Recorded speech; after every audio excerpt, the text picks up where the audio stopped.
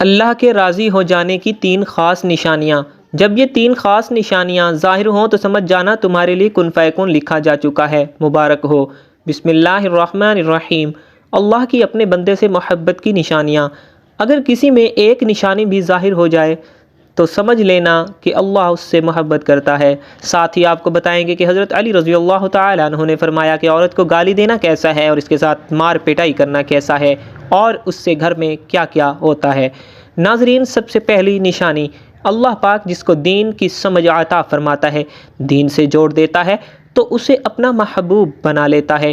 حضرت عبداللہ بن مسعود رضی اللہ تعالی عنہ سے مروی ہے کہ رسول اللہ صلی اللہ علیہ وآلہ وسلم نے فرمایا کہ اللہ پاک تمہارے درمیان اخلاق بھی تقسیم کرتے ہیں، جس طرح رزق تقسیم کرتے ہیں۔ اللہ پاک دنیا اس کو بھی دیتے ہیں جو اللہ پاک کا پیارا ہو یا نہ ہو، لیکن اللہ پاک دین کی سمجھ صرف اسے دیتے ہیں جو اللہ پاک کا محبوب ہوتا ہے۔ عبادت کی محبت، قرآن کی محبت، اللہ پاک کی محبت، اللہ کے ذکر سے محبت، رسول اللہ صلی اللہ علیہ وآلہ وسلم پر درود و سلام بھیجنے کا شوق اور تڑپ، یہ وہ چیزیں ہیں جو اس بات کی نشانی ہے کہ اللہ نے اسے بہت پیارا بنا لیا ہے۔ دوسری نشانی، رسول اللہ صلی اللہ علیہ وآلہ وسلم نے فرمایا اللہ جسے اپنا بناتے ہیں تو پھر اس پر تھوڑی سی آزمائش بھی ڈالتے ہیں، یعنی اللہ پاک دیکھنا یہ چاہتے ہیں کہ یہ بندہ میرے فیصلے پر راضی ہوتا بھی ہے یا نہیں۔ جو راضی ہو جائے اللہ پاک اسے دنیا میں بھی راضی کرتے ہیں اور آخرت میں بھی راضی کریں گے۔ جو اس وقت بخلاہٹ کا شکار ہو جائے کہ یہ کیا ہو گیا میرے ساتھ، میں تو نماز بھی پڑھتا ہوں، قرآن پاک کی تلاوت بھی کرتا ہوں، پھر مجھے بخار کیوں آ گیا ہے، میں تو دین کا کاربند ہوں، پھر مجھے کیوں فکر ہو رہی ہے، تو ایسا نہیں سوچنا چاہیے۔ حضرت بلال حبشی رضی اللہ تعالیٰ عنہ سے کسی نے پوچھا کہ آپ بڑی توحید کی باتیں کرتے ہیں تو آپ کو اتنی بری طرح سے مار کیوں پڑتی ہے؟ تو آپ رضی اللہ تعالیٰ عنہ نے فرمایا کہ تم بھی تو بازار جا کر برتن خریدنے سے پہلے اسے بجا بجا کر دیکھتے ہو کہ مٹی صحیح طرح سے لگی ہے یا نہیں۔ بس اللہ نے مجھے بھی آزمایا تھا۔ اس کے بعد یہی وہ غلام تھا جس کا رنگ بھی کالا تھا، موٹے موٹے ہونٹ تھے، جس کے بارے میں اللہ کے پیارے رسول صلی اللہ علیہ وآلہ وسلم فرماتے ہیں کہ جب میں جنت میں جا رہا تھا، جب مجھے معراج کرائی گئی تو آگے آگے کسی کے چلنے کی آہٹ سنائی دی۔ میں نے حضرت جبرائیل علیہ السلام سے پوچھا کہ یہ کون ہے؟ جواب ملا کہ یہ بلال حبشی رضی اللہ تعالیٰ عنہ ہیں جو آپ کے آگے چل رہے ہیں۔ حضور پاک صلی اللہ علیہ وآلہ وسلم جب واپس آ گئے تو حضرت بلال رضی اللہ تعالیٰ عنہ سے پوچھا کہ تم کون سا عمل کرتے ہو؟ تو حضرت بلال رضی اللہ تعالی عنہ نے فرمایا کہ آپ نے ہی تو فرمایا تھا کہ ہر وقت باوضو رہنا، تو میں ہر وقت وضو کی حالت میں رہتا ہوں، اور جب بھی میں بے وضو ہوتا ہوں تو اسی وقت نیا وضو کر لیتا ہوں، اور جب وضو کرتا ہوں تو تب 2 رکعت نماز بھی پڑھ لیتا ہوں۔ چلتے زمین پر ہیں اور قدموں کی آہٹ جنت میں سنائی دیتی ہے، تو آزمائش اللہ پاک کی محبت کی دوسری نشانی ہے۔ اس لیے اگر کوئی فکر یا پریشانی میں ہو، اس کا یہ مطلب نہیں ہوتا کہ پتہ نہیں کہ مجھے کیا ہو گیا ہے۔ اللہ پاک اپنے پیاروں کو ہی آزماتا ہے۔ تیسری نشانی تو بہت ہی زیادہ خوبصورت نشانی ہے، جس سے پتہ چل سکتا ہے کہ اللہ پاک کس سے راضی ہیں اور ہم سے محبت کرتے ہیں یا نہیں۔ اللہ پاک جب کسی بندے سے محبت کرتے ہیں تو اس کی طرف خوبصورت بدلاؤ لاتے ہیں۔ حدیث میں آتا ہے کہ جب اللہ پاک کسی سے محبت کرتے ہیں تو اللہ پاک حضرت جبرائیل علیہ السلام کو فرماتے ہیں، اس کے بعد آسمانوں میں زلزلہ آ جاتا ہے، سب فرشتے بے ہوش ہو جاتے ہیں، اور پھر جب اللہ کے حکم سے سب ہوش میں آتے ہیں تو سب سے پہلے حضرت جبرائیل علیہ السلام کو اجازت ہوتی ہے۔ تو حضرت جبرائیل علیہ السلام سوال کرتے ہیں کہ ہمارے رب نے کیا فرمایا ہے، اور اس کے بعد خود ہی کہتے ہیں کہ اللہ نے جو بھی فرمایا ہوگا وہ حق فرمایا ہوگا۔ پھر اللہ فرماتے ہیں جبرائیل میں نے آج اس بندے کو اپنا محبوب بنا لیا، تم بھی اسے اپنا محبوب بناؤ۔ حضرت جبرائیل علیہ السلام بھی اس بندے سے محبت کرنے لگتے ہیں۔ پھر حضرت جبرائیل علیہ السلام کو حکم ہوتا ہے کہ آسمان کے تمام فرشتوں کو خبر دے دو، یہ اللہ کا پیارا بن گیا ہے۔ حضرت جبرائیل علیہ السلام آسمان کے تمام فرشتوں اور تمام نورانی مخلوقات بھی اس سے محبت کریں، ساتوں آسمان کے کھربوں فرشتے اس سے محبت کرنے لگتے ہیں۔ پھر ایک فرشتہ آسمان سے دنیا میں آتا ہے اور اعلان کرتا ہے کہ اے لوگو، فلاں شخص اللہ کا محبوب ہے۔ حضرت جبرائیل علیہ السلام اور تمام آسمانوں کی نوری مخلوقات اس سے محبت کرتی ہیں، تم بھی اس سے محبت کرو۔ اور پھر دنیا والوں کے دلوں میں اللہ پاک اس بندے کی محبت کو ڈال دیتا ہے۔ تو اس لیے دنیا میں دو کام ضرور کرو جس کو کرنے سے اللہ ہم سے راضی ہو جائیں، ہمیں اپنا محبوب بنا لیں، انشاءاللہ دنیا اور آخرت میں کامیاب ہو جاؤ گے۔ حضرت عبداللہ ابن مسعود یا ابن عباس رضی اللہ تعالیٰ عنہ فرماتے ہیں کہ جب نیکیاں قبول ہو جاتی ہیں تو انسان کے جسم میں یہ 5 نشانیاں ظاہر ہوتی ہیں۔ نمبر 1، جب انسان کی نیکی قبول ہو جاتی ہے تو اس کی وجہ سے اس کے چہرے پر عجیب سی رونق آ جاتی ہے، یعنی وہ انسان دنیا کے سامنے اپنی خوشی کا اظہار اپنی مسکراہٹ اور بشاشت کے ساتھ کرتا ہے، وہ ہر ایک وقت خوش رہتا ہے، بلکہ یوں لگتا ہے کہ اس دنیا میں اس سے بڑا سکون اور وقار والا کوئی نہیں ہے، لگتا ہے کہ اسے دنیا کا کوئی غم ہی نہ ہو۔ یہ خوشی ہر ایک کو نصیب نہیں ہوتی۔ نمبر 2، اس کا دل روشن ہو جاتا ہے، یعنی وہ ہر وقت اللہ کے وعدوں پر امید رکھتا ہے، اس کے پاس کچھ ہو یا نہ ہو لیکن اس کے دل میں اتنی خوشی ہوتی ہے کہ اس کو کوئی پرواہ ہی نہیں ہوتی۔ اور یہ یاد رکھنا کہ امیر انسان مال سے نہیں بنتا بلکہ امیر ہمیشہ دل سے بنتا ہے۔ حضرت علی رضی اللہ تعالی عنہ فرماتے ہیں دولت مٹی کی طرح ہے اور مٹی کو پیر کے نیچے رکھنا چاہیے، اگر سر پر چڑھاؤ گے تو وہ قبر بن جائے گی اور قبر زندہ لوگوں کی نہیں ہوتی۔ نمبر 3، جب کسی کی نیکیاں قبول ہو جاتی ہیں تو اس کے جسم میں نیکی کی طاقت آ جاتی ہے اور شیطان اسے گمراہ ہرگز نہیں کر سکتا۔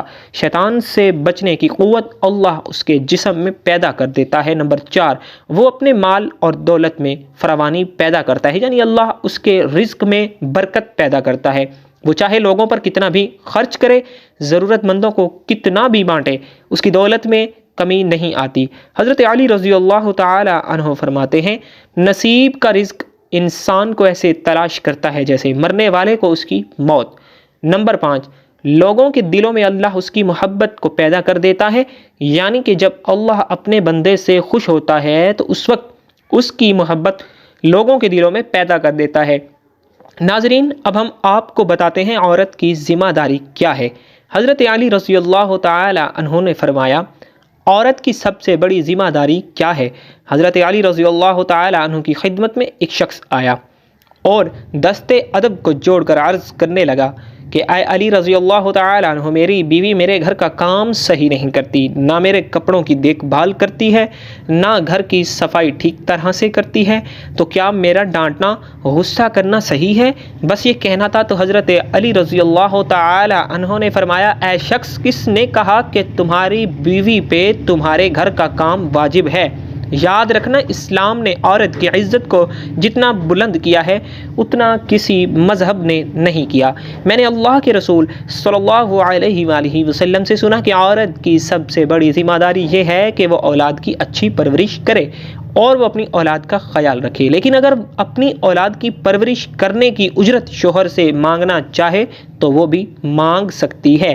اور تم گھر کے کام کی بات کر رہے ہو، خوشی سے گھر کا کام عورت کرتی ہے، گھر کو سنبھالتی ہے، تو یہ اس کی عظمت ہے، یہ اس کا بڑا پن ہے، اس کا شکریہ ادا کیا کرو، اس کا احترام کیا کرو۔ میں نے اللہ کے رسول صلی اللہ علیہ وآلہ وسلم سے سنا کہ جس وقت عورت اپنے گھر کا کام کرتی ہے اس وقت اللہ اپنے فرشتوں کو زمین پہ بھیجتے ہیں اور کہتے ہیں کہ جب تک یہ عورت گھر کا کام کرتی ہے یا کرتی رہے اس کے لیے عبادت لکھتے رہو، اور وہ پورا وقت جو عورت گھر کے کام میں لگاتی ہے وہ اس کی عبادت میں شامل ہو جاتا ہے۔ یہ عورت کی عظمت ہے کہ وہ تمہارے گھر کو جنت بناتی ہے، تمہارے بچوں کو عظیم انسان بناتی ہے۔ لیکن اگر کوئی عورت پر ظلم کرے، گھر کے کام کی وجہ سے اسے ٹوکتا رہے، اس پہ ظلم کرتا رہے، تو روز محشر میں اللہ اس انسان کو گدھے کی شکل میں اٹھائے گا اور وہ دوزخ کا ایک دروازہ ان لوگوں کے لیے کھولا جائے گا اور یہ کہا جائے گا کہ یہ وہ انسان ہیں جنہوں نے اپنی ہی عورتوں پہ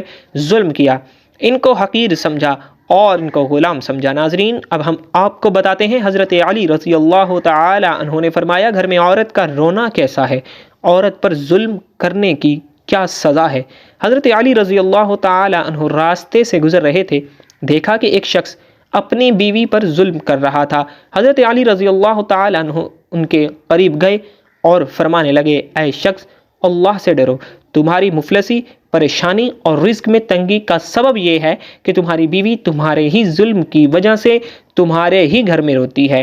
میں نے رسول اللہ صلی اللہ علیہ وآلہ وسلم سے سنا کہ جس گھر میں عورتیں روتی ہیں اس گھر میں رزق کے فرشتے نہیں آتے، اور یوں اس گھر میں رہنے والے مردوں کے رزق کی راہیں تنگ ہونے لگتی ہیں، اور یوں وہ پریشانی اور مفلسی میں گرفتار ہو جاتے ہیں۔ یاد رکھنا، اللہ نے اولاد مرد کی تقدیر اور دولت عورت کی تقدیر میں لکھی ہوئی ہے۔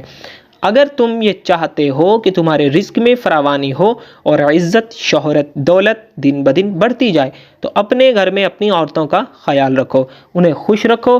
اللہ کے فضل و کرم سے تم عزت، شہرت اور دولت میں فراوانی پاؤ گے۔ ناظرین، اسی طرح کا ایک اور واقعہ ہے کہ ایک مرتبہ حضرت علی رضی اللہ تعالی عنہ راستے سے گزر رہے تھے کہ آپ نے دیکھا کہ ایک شخص اپنی عورت پر ظلم کر رہا تھا اور اس کی توہین کر رہا تھا۔